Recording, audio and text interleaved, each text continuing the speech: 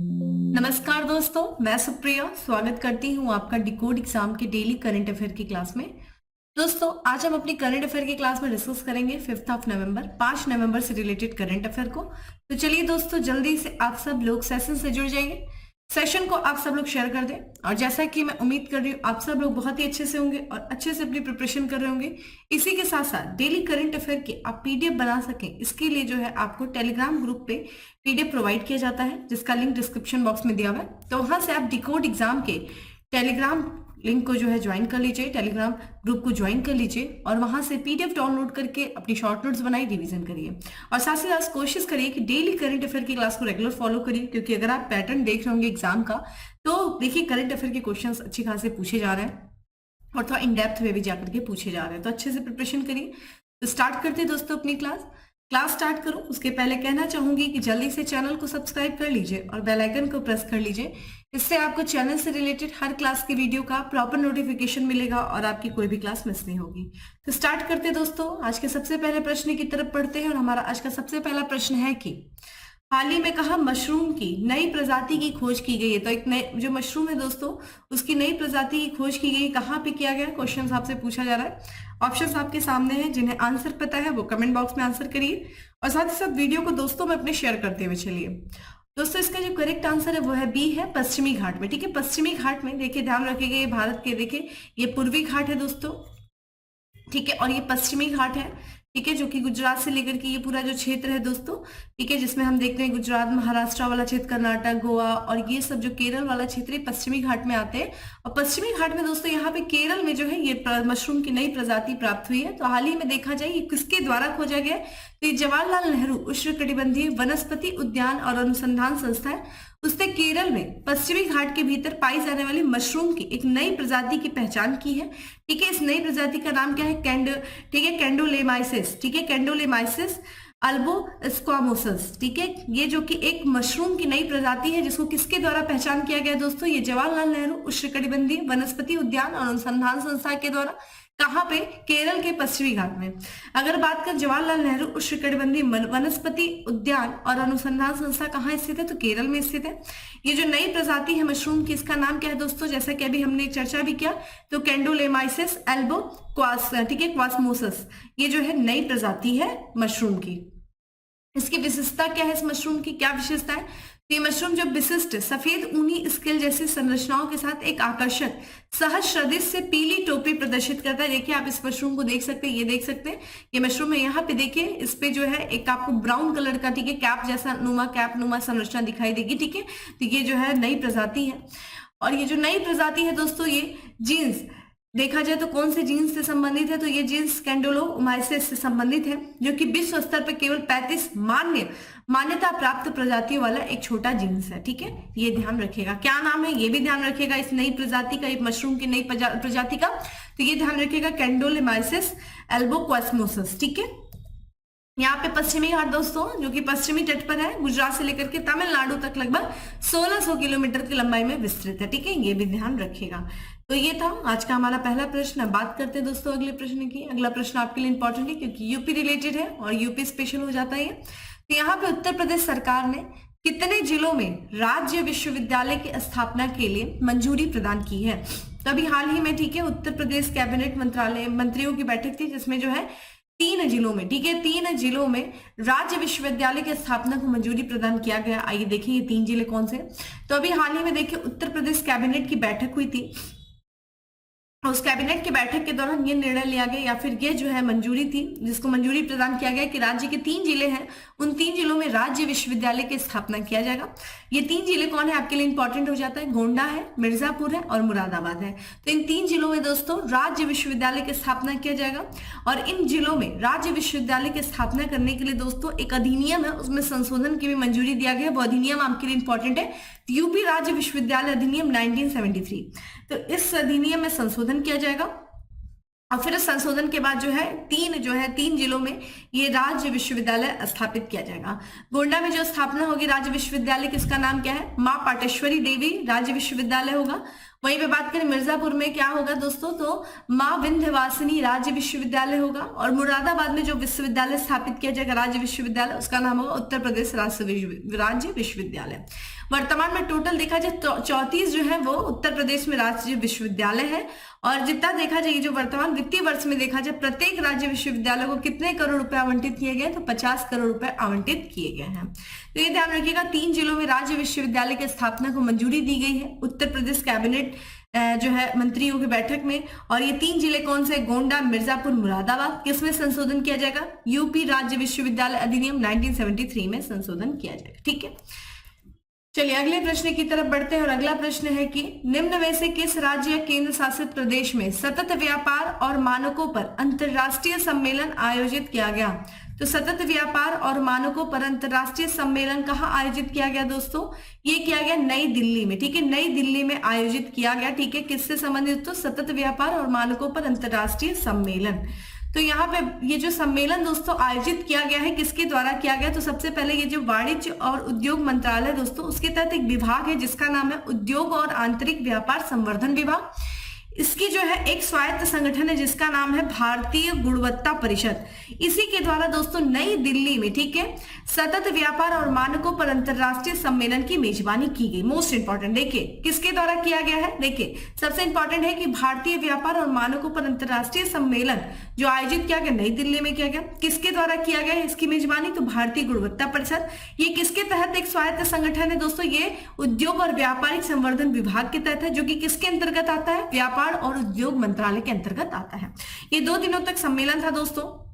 और इसकी बात करें तो ये जो है ये सम्मेलन जो है ये 2 दिनों तक चला। इसका आयोजन जो है निजी स्थिरता मानकों पर भारतीय राष्ट्रीय मंच के द्वारा किया गया। और इसकी मेजबानी जैसा कि भारतीय गुणवत्ता परिषद के द्वारा जो है स्थिरता मानकों पर संयुक्त राष्ट्र फोरम के सहयोग से की गई। ठीक है, इस सम्मेलन में दोस्तों देखा जाए तो किन किन चीजों पर एक तरीके से जो है समझौता किया गया? तो व्यापार संबंधों को मजबूत करने और मानकों में सामंजस्य स्थापित करने के लिए जो भारतीय गुणवत्ता परिषद है और अफ्रीकी मानकीकरण संगठन है उनके बीच में द्विपक्षीय समझौता हुआ है, जिससे कि व्यापार जो वैश्विक व्यापार परिदृश्य वो बेहतर होगा। तो किससे दोस्तों? व्यापार जो संबंध उनको मजबूत करने के लिए, मानकों में सामंजस्य स्थापित करने के लिए ये समझौता किया गया है। चूंकि बात करें दोस्तों संगठन कौन से संगठन की? भारतीय गुणवत्ता परिषद, जिसके द्वारा ये सतत व्यापार जो है यहाँ पे जो सम्मेलन किया गया, कौन सा? सतत व्यापार और मानकों पर अंतरराष्ट्रीय सम्मेलन का आयोजन किया गया, उसके बारे में भी देख लेते हैं। तो भारतीय गुणवत्ता व्यापार परिषद, भारतीय गुणवत्ता जो परिषद है दोस्तों, ये ध्यान रखिएगा एक राष्ट्रीय निकाय के रूप में इसको स्थापित किया गया था। कब किया गया था? 1996 में किया गया था। और ये एक ध्यान रखिएगा एक गैर लाभकारी संगठन है, जो कि किसके तहत पंजीकृत है दोस्तों? तो 1860 के सोसाइटी पंजीकरण अधिनियम 21 के तहत ये, ठीक है, पंजीकृत है। और ये एक गैर लाभकारी संगठन है। यहाँ पे जो है इसकी जो नोडल एजेंसी है, ये जो भारतीय गुणवत्ता परिषद के संचालन के लिए जो नोडल एजेंसी वो कौन सी है? तो ध्यान रखिएगा ये जो है भारतीय यहाँ पे वाणिज्य उद्योग मंत्रालय के तहत औद्योगिक नीति और संवर्धन विभाग जो है ये इसकी नोडल एजेंसी है। ठीक है, तो इसकी कब स्थापना की गई थी? 1996 में किया गया था। ये आपको भारतीय गुणवत्ता परिषद के बारे में पता होना चाहिए। ठीक है, तो ये हमने देखा दोस्तों कि सतत व्यापार और मानकों पर अंतरराष्ट्रीय सम्मेलन का आयोजन नई दिल्ली में किया गया। इसी के साथ साथ दोस्तों ध्यान रखिएगा एक इंडिया मैन्युफैक्चरिंग शो का भी आयोजन किया गया, बेंगलुरु में किया गया। ठीक है, कर्नाटक की राजधानी बेंगलुरु में किया गया, जिसका जो उद्घाटन किया गया दोस्तों जो रक्षा मंत्री राजनाथ सिंह जी के द्वारा किया गया। तो अगर आपसे पूछा जाए इंडिया मैन्युफैक्चरिंग शो का आयोजन कहाँ किया गया, तो ये बेंगलुरु में किया गया। रक्षा मंत्री राजनाथ सिंह के द्वारा इसका जो है उद्घाटन किया गया। इस शो का जो है ये जो शो हुआ दोस्तों, ये लघु उद्योग भारती और IMS फाउंडेशन के द्वारा इस शो का जो है संयुक्त रूप से आयोजन किया गया। और ये किसके द्वारा समर्थित था? तो ये रक्षा उत्पादन विभाग जो कि रक्षा मंत्रालय के तहत है, इसके द्वारा इस शो को समर्थित किया गया। इस आयोजन का केंद्रीय विषय क्या था दोस्तों? Make in India, make for the world. ठीक है, मैन्युफैक्चरिंग जो इंडिया मैन्युफैक्चरिंग शो है ये इसका 6ठा संस्करण था और प्रदर्शकों को एरोस्पेस और रक्षा इंजीनियरिंग ऑटोमेशन, रोबोटिक्स और ड्रोन जैसे जो विभिन्न क्षेत्र में अपनी प्रौद्योगिकियों, उपकरणों और अनुसंधान एवं विकास का प्रतिभागियों के सामने अपना प्रदर्शन करने के लिए एक मंच उपलब्ध कराया। ठीक है, इसका उद्देश्य क्या था?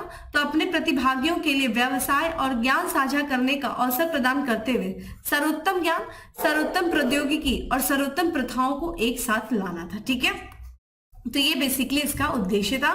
तो ये ध्यान रखिएगा दोस्तों कि यहाँ पे इंडिया मैन्युफैक्चरिंग शो का जो आयोजन किया गया बेंगलुरु में किया गया। चलिए अगले प्रश्न की तरफ पढ़ते हैं। अगला प्रश्न है कि हाल ही में चर्चा में रही पुस्तक courting India, England, Mughal India and the origin of the empire के लेखक कौन है? तो courting India, England, Mughal India and the origins of the empire के लेखक दोस्तों है नंदिता दास। ठीक है, तो इनको अभी हाल ही में एक पुरस्कार से सम्मानित किया गया जिस कारण से ये बुक चर्चा में है, तो ये भी आपके लिए इंपॉर्टेंट हो जाता है। Correct answer is D.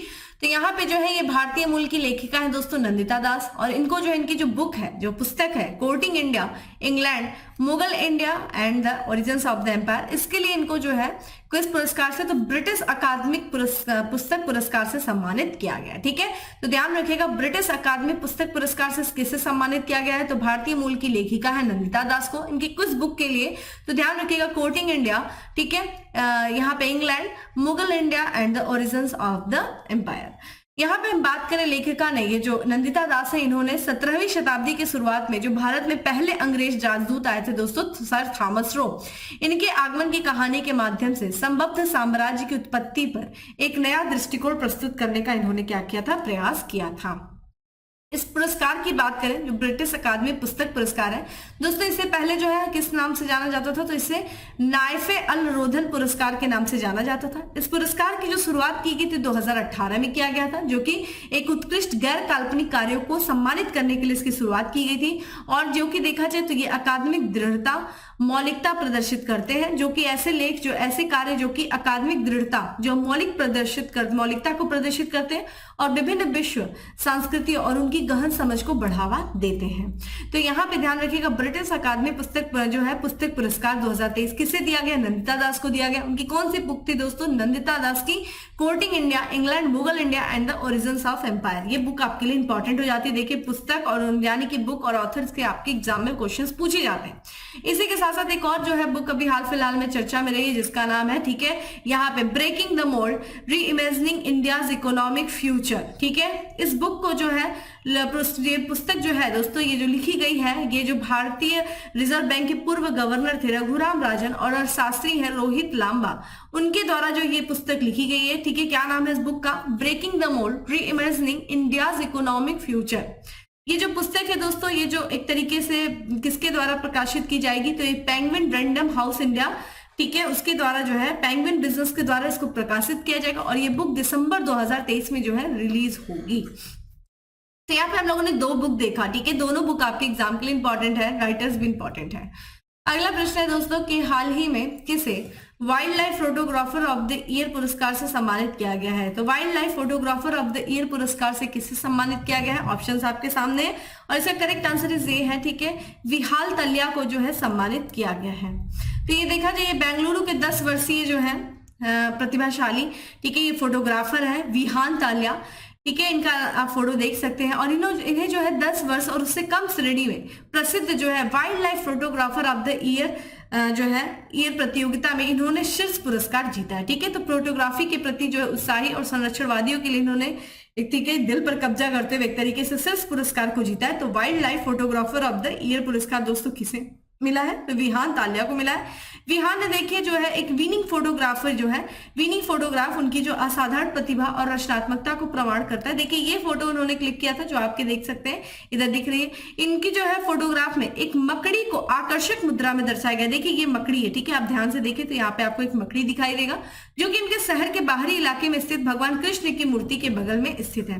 तो इनकी इस जो है एक तरीके से आकर्षक फोटोग्राफी के लिए जो है आप जैसा देख रहे हैं, इस फोटोग्राफी के लिए इनको जो है wild life photography of the year से सम्मानित किया गया है। ये जो प्रतिष्ठित प्रतियोगिता है दोस्तों, जिसे हम, ठीक है, वाइल्ड लाइफ फोटोग्राफी को हम दोस्तों फोटोग्राफी का ऑस्कर कहते हैं और ये प्राकृतिक इतिहास संग्रहालय द्वारा आयोजित किया जाता है। ठीक है, और ये दुनिया की सबसे असाधारण वन जीव फोटोग्राफों को प्रदर्शित करने के लिए एक वैश्विक मंच के रूप में जो है ये कार्य करती है। ठीक है, तो ये ध्यान रखिएगा। ठीक है, तो विहानतालय कहाँ के है दोस्तों, किस से यहाँ पे, तो बेंगलुरु कर्नाटक से है ये। ठीक है, वहीं पे दोस्तों यहाँ पे एक और पुरस्कार दिया गया है दोस्तों, तो यहाँ पे जो है दूसरे रोहिणी नैयर पुरस्कार से सम्मानित किया गया। किसे किया गया है, तो देखिए इंजीनियर से वो सामाजिक कार्यकर्ता बने थे दीनानाथ राजपूत। इन्होंने जो ग्रामीण विकास में जो इन्होंने उत्कृष्ट योगदान दिया है उसके लिए इन्हें दूसरे रोहिणी नैयर पुरस्कार से सम्मानित किया गया। तो ध्यान रखिएगा, दूसरे रोहिणी नैयर पुरस्कार से किसे सम्मानित किया गया है दोस्तों, एक सामाजिक कार्यकर्ता है दीनानाथ राजपूत को किया गया है। यह प्रतिष्ठित पुरस्कार जो है दिवंगत अर्थशास्त्री प्रशासक डॉक्टर रोहिणी नैयर के स्मृति में यह प्रदान किया जाता है। और इस पुरस्कार स्वरूप क्या दिया जाता है, एक ट्रॉफी दी जाती है, एक प्रशस्ति पत्र दिया जाता है और साथ ही साथ नगद राशि यानी कि 10 लाख रुपए का नगद पुरस्कार जो है प्रदान किया जाता है। अगर हम बात करें दीनानाथ राजपूत जी ने किस क्षेत्र में कार्य किया था, तो इन्होंने सराहनीय जो कार्य इनका था वो छत्तीसगढ़ के बस्तर जिले में जो रहने वाली आदिवासी महिलाएं हैं उनको सशक्त करने में इन्होंने अपनी महत्वपूर्ण भूमिका निभाई थी। और इस क्षेत्र की बात करें दोस्तों, तो ये क्षेत्र जो है नक्सली गतिविधियों से काफी ज्यादा प्रभावित रहता है, काफी चुनौतीपूर्ण ये इलाका रहता है। तो इन क्षेत्रों में इन्होंने जो योगदान दिया इसके लिए इनको दूसरे रोहिणी नैयर पुरस्कार से सम्मानित किया गया। ठीक है, ये चीज ध्यान रखिएगा। अगला प्रश्न, यहाँ पे अगला जो प्रश्न है दोस्तों वो है कि प्रधानमंत्री नरेंद्र मोदी ने किस शहर में वर्ल्ड फूड इंडिया का उद्घाटन किया है। तो किस शहर में दोस्तों क्या है, ऑप्शंस आपके सामने है और इसका करेक्ट आंसर दोस्तों हो जाएगा नई दिल्ली में। ठीक है, तो नई दिल्ली में जो है वर्ल्ड फूड इंडिया का जो है आयोजन किया गया। ठीक है, नई दिल्ली में दोस्तों जो प्रगति मैदान है वहां पे वर्ल्ड फूड इंडिया का आयोजन किया गया और ये जो आयोजन 3 नवंबर से शुरू हुआ है, ये 5 नवंबर यानी कि आज इसका आखिरी दिन है। और ये 3 दिनों तक चलने वाला जो कार्यक्रम है ये किसके द्वारा जो है आयोजन किया जा रहा है, किस मंत्रालय के द्वारा, तो खाद्य प्रसंस्करण उद्योग मंत्रालय के द्वारा इसका आयोजन किया जा रहा है। और ये देखा जाए इस आयोजन में भारत की जो समृद्ध खाद्य संस्कृति है उसको दुनिया के सामने प्रदर्शित किया जाएगा। इसमें जो है इस आयोजन में 23 राज्य और कई देशों के 1200 से अधिक जो है प्रदर्शकों भाग ले रहे हैं और इसमें 6 देशों के मंत्री भी शामिल हुए हैं। और इसका पहला जो आयोजन दोस्तों किया गया था 2017 में किया गया था, इससे पहले और 2023 में किया गया है। ठीक है, वर्ल्ड फूड इंडिया, तो ध्यान रखिएगा नई दिल्ली में किया गया, प्रधानमंत्री जी के द्वारा इसका उद्घाटन किया गया, तो इंपॉर्टेंट है। ठीक है, चलिए अगला प्रश्न है दोस्तों की सभी आवारा कुत्तों की नसबंदी करने वाला दुनिया का पहला देश कौन सा बन गया है। तो यहाँ पे दुनिया का पहला देश कौन सा बन गया है दोस्तों जिसने सभी आवारा कुत्तों की नसबंदी कर दी है। ऑप्शंस आपके सामने हैं और इसका करेक्ट आंसर है दोस्तों सी, भूटान है। ठीक है, भूटान जो है सभी आवारा कुत्तों की नसबंदी करने वाला ये दुनिया का पहला देश बन गया है। तो यहाँ पे जो है भूटान सभी आवारा कुत्तों की नसबंदी करने वाला दुनिया का पहला देश बन गया है। ये एक 14 साल से दोस्तों एक परियोजना चला रहा था जिसके तहत ये जितने भी सड़क पे घूमने वाले जो आवारा कुत्ते उनकी नसबंदी कर रहा था। तो 14 साल की लंबी जो परियोजना थी उसके बाद भूटान जो है अपने सारे आवारा कुत्तों की आबादी को पूरी तरीके से ठीक है स्टरलाइज करने और टीकाकरण करने वाला ये दुनिया का पहला देश बन गया है। अगर हम राष्ट्रीय कुत्ता जनसंख्या प्रबंधन और रेबीज नियंत्रण परियोजना का पूरा होने की घोषणा जो की गई है वो भूटान के जो प्रधानमंत्री लोटे शेरिंग के द्वारा किया गया है। ठीक है, परियोजना के तहत दोस्तों लगभग 1.5 लाख ठीक है लगभग देखा जाए दोस्तों 1.5 लाख जो आवारा कुत्तों की सफलतापूर्वक नसबंदी की गई और साथ ही साथ उनका टीकाकरण भी किया गया। इसमें 32,000 जो पालतू कुत्तों की माइक्रोचिपिंग भी शामिल है। अगर हम पूरे एशिया में देखें तो लगभग जो है 300 मिलियन आवारा कुत्ते हैं जो कि कई सारी चीजों का वो चुनौतियों का सामना कर रहे हैं जैसे कि भूखमरी, परजीवी संक्रमण, ठीक है, अनुपचारित बीमारियां, सड़क यातायात दुर्घटनाओं से चोट, संक्रामक कैंसर का सामना वो कर रहे हैं। ठीक है, तो बेसिकली देखा जाए ये भी कुछ समय पहले एक रिपोर्ट भी आई थी कि जैव विविधता को भी काफी ज्यादा ये हानि पहुंचा रहे हैं ये आवारा कुत्ते। तो इन सबको ध्यान में रखते हुए ठीक है जो वहां की सरकार ने ये निर्णय लिया और उस लंबा अभियान चलाया 14 साल का एक लंबा अभियान जिसके तहत सभी आवारा कुत्तों की उन्होंने नसबंदी की और ऐसा करने वाला दुनिया का पहला देश दोस्तों भूटान बन गया। ठीक है, चलिए अगले प्रश्न की तरफ बढ़ते हैं और अगला प्रश्न है कि आजादी के अमृत महोत्सव और मेरी माटी मेरा देश अभियान में कौन सा राज्य शीर्ष स्थान पे रहा है। तो आजादी का अमृत महोत्सव मेरी माटी मेरा देश अभियान जो चलाया गया उसमें जो शीर्ष स्थान है दोस्तों वो किसका रहा है। ऑप्शंस आपके सामने है दोस्तों, वीडियो को शेयर करते चलिए और साथ ही साथ कमेंट बॉक्स में आंसर करिए और इसका करेक्ट आंसर है दोस्तों बी है, गुजरात है। ठीक है, गुजरात। तो हाल ही में देखा जाए आजादी का अमृत महोत्सव और मेरी माटी मेरा देश जो है कार्यक्रम, इसके लिए शीर्ष जो राज्य केंद्र शासित प्रदेशों में देखा और मंत्रालयों को पुरस्कृत किया गया। तो इसके तहत दोस्तों कई जो है राज्यों को भी किया गया, मतलब राज्यों को किया गया, केंद्र शासित प्रदेश और साथ ही साथ मंत्रालयों को भी आजादी का अमृत महोत्सव और मेरी माटी मेरा देश कार्यक्रम के तहत क्या किया गया, पुरस्कृत किया गया। इन दोनों कार्यक्रमों के तहत देखा जाए तो देश के राज्यों में जो है शीर्ष स्थान पे कौन सा राज्य रहा है दोस्तों, तो गुजरात जो है इसने शीर्ष स्थान हासिल किया है। वहीं दूसरे स्थान पे 2 राज्य रहे, हरियाणा और राजस्थान, इन्होंने जो है संयुक्त रूप से जो है दूसरा स्थान हासिल किया है। और केंद्र शासित प्रदेश में दोस्तों जम्मू कश्मीर जो है वो पहले स्थान पे रहा है। मंत्रालयों में पहला स्थान जो प्राप्त किया है दोस्तों सो विदेश मंत्रालय ने प्राप्त किया है। वही रक्षा मंत्रालय दोस्तों दूसरे स्थान पे रहा है। रेल मंत्रालय और शिक्षा मंत्रालय दोस्तों संयुक्त रूप से तीसरे स्थान पे रहे हैं। इन विजेताओं को जो प्रधानमंत्री के द्वारा संयुक्त रूप से पुरस्कृत किया गया है और प्रधानमंत्री द्वारा यह पुरस्कार जो नई दिल्ली कर्तव्य पद पर प्रदान किया गया है। तो ध्यान रखिएगा, अगर आपसे पूछा जाए दोस्तों आजादी के अमृत महोत्सव और मेरी माटी मेरा देश कार्यक्रम के तहत जो है राज्य पूछे तो गुजरात है शीर्ष स्थान पे, केंद्र शासित प्रदेश पूछे तो जम्मू कश्मीर है, मंत्रालय पूछे तो विदेश मंत्रालय है। तो हर जो है श्रेणी में जो है पुरस्कार दिया गया, तो ये चीज ध्यान रखिएगा, ठीक है, पुरस्कार से संबंधित। आज का हमारा अगला प्रश्न है कि हाल ही में किस ड्रोन कंपनी को डीजीसीए से सर्टिफिकेशन प्राप्त हुआ है। तो किस ड्रोन कंपनी को दोस्तों, यहाँ पे जो है directorate general of civil aviation, ठीक है, यहाँ पे देखा जाए तो डीजीसीए सिविल एविएशन के द्वारा जो है सर्टिफिकेट प्राप्त हुआ है। तो ये ध्यान रखिएगा थ्रॉटल एरोस्पेस सिस्टम को, ठीक है, करेक्ट आंसर इज बी। तो ये रतन इंडिया इंटरप्राइजेस स्वामित्व वाली ये ड्रोन कंपनी है जिसका नाम है थ्रॉटल एरोस्पेस सिस्टम, और इसको जो है ड्रोन निर्माण के लिए नागरिक उड्डयन महानिदेशालय के द्वारा जो है टाई सर्टिफिकेशन प्राप्त हुआ है, ठीक है। तो ये जो है ध्यान रखिएगा, ये रतन इंडिया इंटरप्राइजेस के स्वामित्व वाली कंपनी है थ्रॉटल एरोस्पेस सिस्टम, और इसको जो है टाई सर्टिफिकेशन प्राप्त हुआ है डीजीसीए के द्वारा। थ्रॉटल एरोस्पेस डीजीसीए से ड्रोन लाइसेंस सर्टिफिकेट प्राप्त करने वाला भारत की पहली कंपनी थी, ये भी ध्यान रखिएगा, इंपॉर्टेंट है। और भारत सरकार के प्रोडक्ट लिंक्ड स्कीम के लिए भी ये योग्य थी। तो ठीक है, ये भारत की पहली कंपनी है जिसे जो है डीजीसीए से ड्रोन लाइसेंस सर्टिफिकेट प्राप्त हुआ है, ठीक है, थ्रॉटल एरोस्पेस, ठीक है, ये इंपॉर्टेंट है। चलिए आज के लास्ट प्रश्न की तरफ बढ़ते हैं कि भारत का पहला लेवेंडर फार्म किस राज्य या केंद्र शासित प्रदेश में बनाया गया है। तो लेवेंडर फार्म जो है दोस्तों किस राज्य या केंद्र शासित प्रदेश में बनाया गया, ऑप्शंस आपके सामने, और इसका करेक्ट आंसर है सी है जम्मू कश्मीर, ठीक है। तो भारत का पहला जो है लेवेंडर फार्म जम्मू कश्मीर के कठुआ जिले के, ठीक है, चल्ला गांव में बन रहा है, ठीक है, कौन से गांव में, तो ध्यान रखिएगा चल्ला गांव, जम्मू कश्मीर का जो कठुआ जिला है दोस्तों वहां पे जो है ये चल्ला गांव में इसको बनाया जा रहा है। ये भारत का पहला लेवेंडर फार्म है। ये कृषि उत्पादन और किसान कल्याण विभाग के स्वामित्व वाली 2 हेक्टेयर भूमि में ये फैला हुआ है। ये फर्म को जिला विकास परिषद सदस्य रीता ठाकुर, मुख्य कृषि अधिकारी कठुआ संजीव राय गुप्ता द्वारा लैंडर के पहले नमूनों का रोपण देखा गया। ये देखा जाए लेवेंडर दोस्तों बेसिकली यूरोप का है, ठीक है, यूरोप से संबंधित है, और इसे जो है लेवेंडर को 2018 में CSIR अरोमा मिशन के तहत जम्मू संभाग के समशीतोष्णीय क्षेत्रों में Indian institute of integrative medicine द्वारा पेश किया गया था। यहाँ पे अगर हम बात करें दोस्तों, जो लेवेंडर क्रांति थी यानी बैगनी क्रांति को 2016 में केंद्रीय विज्ञान और प्रौद्योगिकी मंत्रालय के द्वारा वैज्ञानिक और औद्योगिक अनुसंधान परिषद अरोमा मिशन के माध्यम से जो है शुरू किया गया था, ठीक है, ये ध्यान रखिएगा।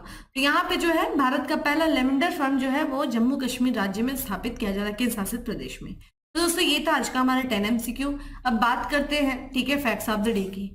फैक्ट्स ऑफ द डे में हमारा सबसे पहला फैक्ट है कि दुनिया का सबसे ऊंचा परमाणु रिएक्टर अनुसंधान स्थापित किया जाएगा। कहाँ पे किया जाएगा दोस्तों, बोल्विया में किया जाएगा।